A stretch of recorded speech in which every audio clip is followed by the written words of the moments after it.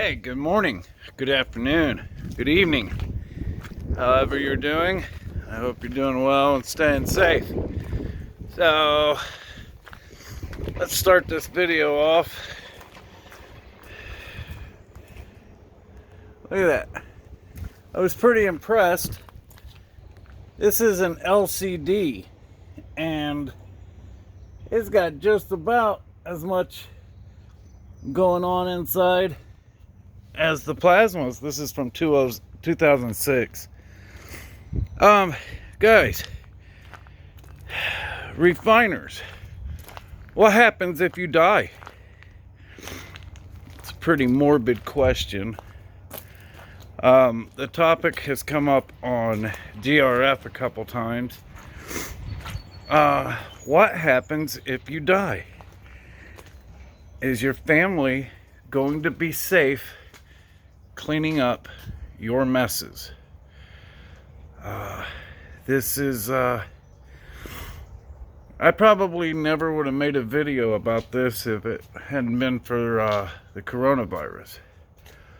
But, you know, what if you get sick tomorrow and you end up passing away? God forbid. I hope it don't happen to any of you. I hope none of you get sick.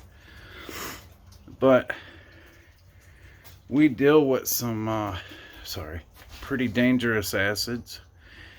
And I would hate to think that anything I do today would leave my wife or my family in a position where they could be hurt tomorrow. So, do you have a plan? Do you have, is all of your acids marked? You know, or are they just sitting around in 5-gallon buckets? In the beginning, I started making a little bit of a mess. You know, you'd have AP in this bucket, AP in that bucket, stock pot in that bucket, and I knew what they were, but they weren't marked. And that's when I came across the topic there on the gold refining forum. Is what if we were to die today? Would our family be okay? So now I try to mark every single item. You know, mark it spent aqua regia or stock pot, AP. It's better to take care of your acids, your waste, and go ahead and process it and take it straight down to the mixed metal hydroxides as you go, and not to let it build up. But you know, things happen. Sometimes you're wanting to jump in there, get the gold, get out, and then you got something you got to run and go do. But when you come back, you ought to get that taken care of before you start anything else. There's, I mean, the acids themselves are horribly dangerous, especially breathing. If they touch it, get it on their skin. But there's other things we do, you know. What if, stupid scenario, hope it never happens. So you're refining, you got your stuff set up on the table, and then your wife walks by with a bottle of ammonia or something, sticks it up there on the table. And I don't know exactly how it works. Steve, I believe it was, made a good video about it. You can actually cause explosive combinations, and it could be from accident, you know. Could you imagine? I mean, I hope you couldn't imagine, but let's try and keep our stuff safe as we learn about refining. This is really a dangerous hobby. It's nothing to take lightly.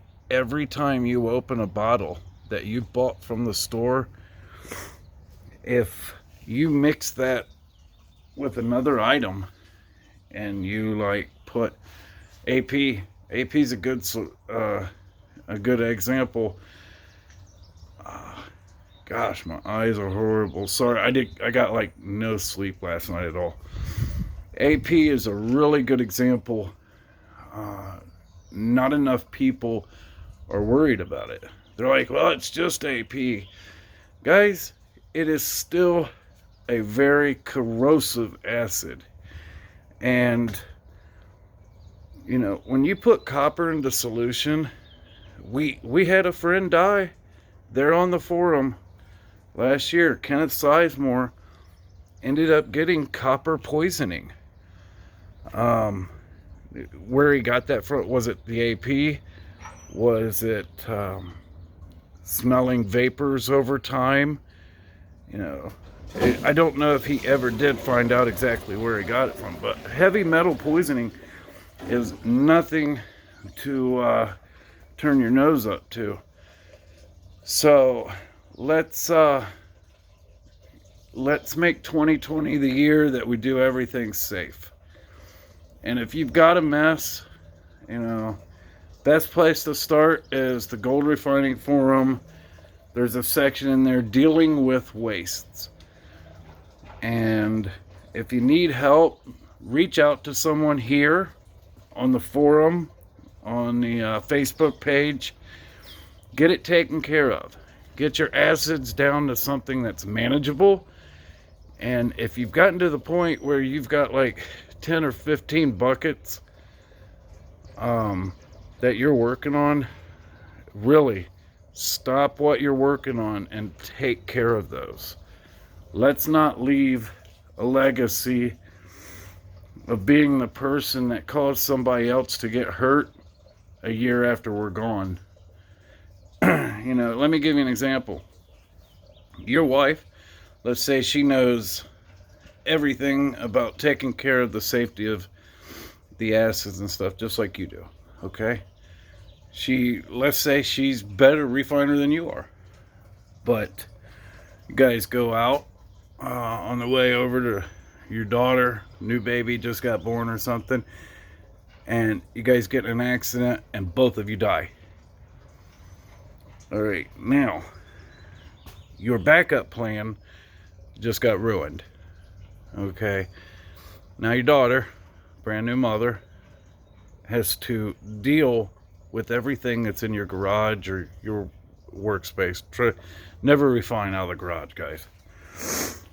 But she comes over and she finds, we'll say 7 buckets. And that's easy because I know a lot of you guys have 25 or 30 buckets and you really ought to take care of that. But we'll say she finds 7 buckets. 3 of those buckets are marked. Now she has 4 buckets. She has no clue what's in them. So she just sets it aside, you know. Well, the other 3 buckets that are marked, she don't know what to do with. So she just starts cleaning her stuff up. She's got a husband that walks in. He's tired of spending all that time. So he thinks, well, we'll just pour it down the drain. All right. Now you've got an environmental disaster. Let's say that's not the case. Let's say he goes, well, we'll sneak it into the trash. All right. Again, environmental disaster. Guys, you have to be responsible. Dealing with these acids is no different than having a loaded weapon sitting on the table, a couple of them. You know, people can get hurt and people can die from what we do. So always keep that in mind. Please, I want all of you to be safe. I want your families to be safe. And I probably don't say it enough, but just keep that in mind in the back of your head as we come into another refining season. What are we going to do? What's the plan if we die? So my plan is, you know, like I said, I mark everything. And I've got a letter that I wrote my wife, and it has a list of the websites, Gold Refining Forum, the Facebook page, Gia's Facebook page, and several members in this area that she can reach out to get help in case she needs it. And I recommend everybody do that, and do that as soon as you can. That's enough. I'll stop yelling at you. You guys have a wonderful day. Mike's out.